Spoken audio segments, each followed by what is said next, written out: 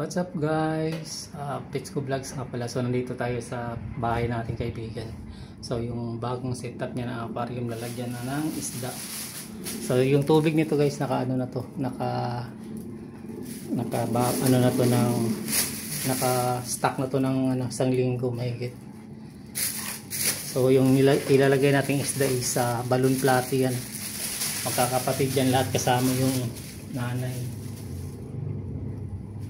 Yan yung nanay. So, ang ganda. Tapos pre, pagpakain mo rito, once a day lang siguro para hindi siya ganun magdudumi. Kasi kung i-ano mo to ng kagaya sa akin, 5 times a day. So, yan. Acclimate natin ng mga 30 to 45 minutes guys bago natin bitawan yung isda. So ayan guys, after 45 minutes bibitawan na natin ito.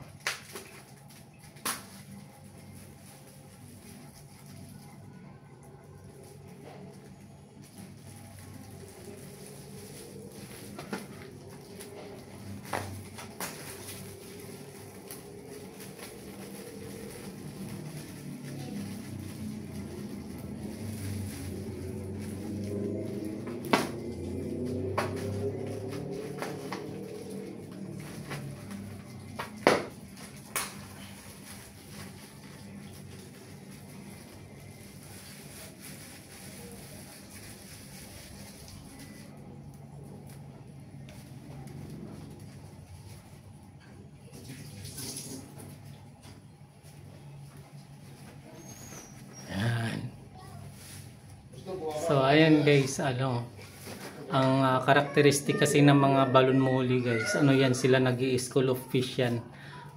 Hindi yan sila nagsusulo-sulo na kanya-kanya.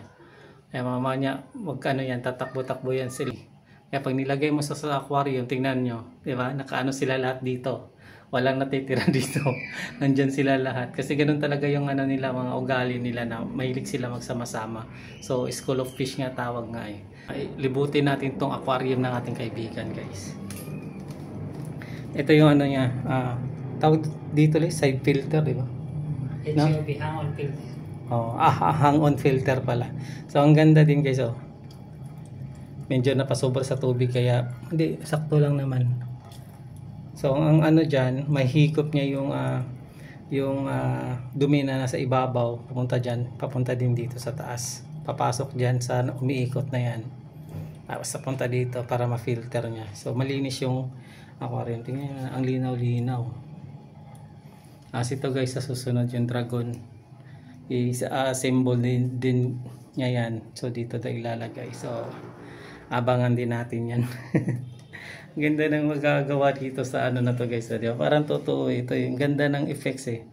Nung binili niya yan guys, syempre wala yung kahoy, so siya lang yung gumawa ng driftwood na yan, nagdikit para parang nagmumukhang kakaiba, parang natusok si Iron Man ng kahoy, diba? Ang ganda ng effects, pero kanyang lang yan guys, design. Yung gilid, parang ang linaw eh. Ang pala na to guys, ang bilang nitong na to, yung balloon platy natin, nasa yung kanina 35 mahigit.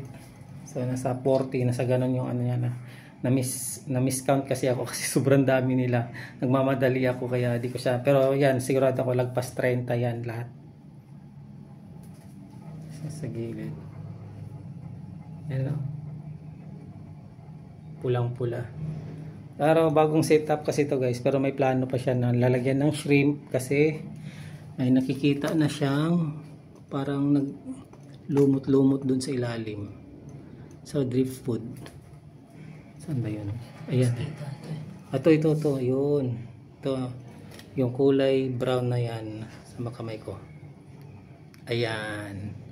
So, pag may ganyan, kailangan ng shrimp kasi kakainin ng shrimp yan. Yung dwarf cherry yung kadalasan na nilalagay sa ganyan guys eh. Yung mga maliliit lang na shrimp na kulay-kulay, may pula, dilaw, tsaka blue. So lalagyan niya yan para mag ano yung lumot. Tapos ito, mura lang din. Bili niya nito 175 sa TikTok. Ito dati pa daw. 100 plus din yan. 100 plus lang din yun. No? So pwede siyang ma-adjust. Ang ganda ng mga gamit ngayon. Hindi kagaya dati na kunti lang. Ngayon marami talagang pagpipilian. Tapos maraming source talaga. Dati talagang pet shop lang yung ano natin. Ang ganda tingnan, no? Nakaka-relax. So kami dalawa sa kaibigan ko, ayaw din namin yung may filter sa loob ng aquarium, guys. Kasi yung sponge filter parang ang pangit tingnan nun eh. Or kaya yung overhead filter parang para sa amin parang ano siya sa mata, parang masakit sa mata tingnan.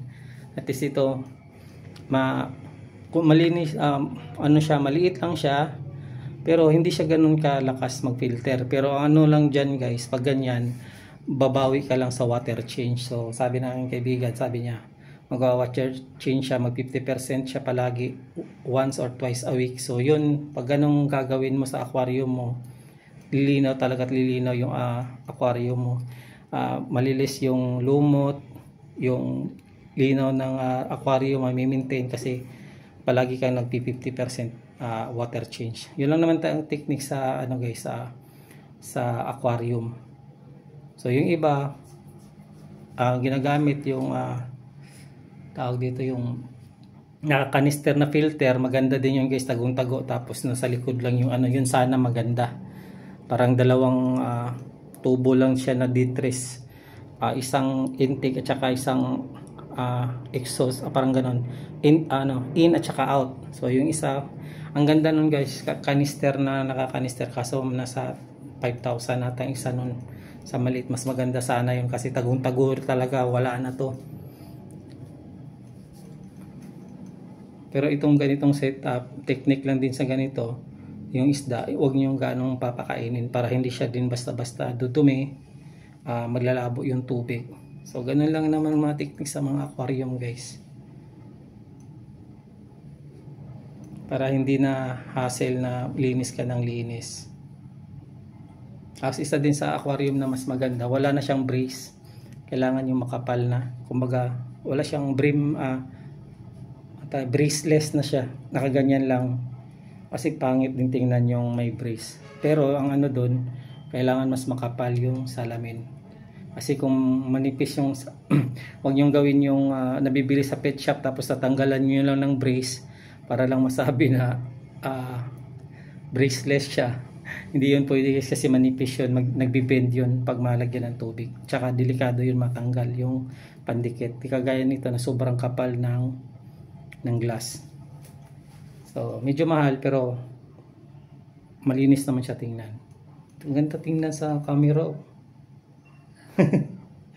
Mas na-miss ako, pero marami pang kulang yan, guys. Kaya ano, i-update ko kayo niyan pag after siguro mga 2 weeks kasi marami pang idadagdag na halaman dito sa parting to. Tapos isda, ibang isda. Tapos yun.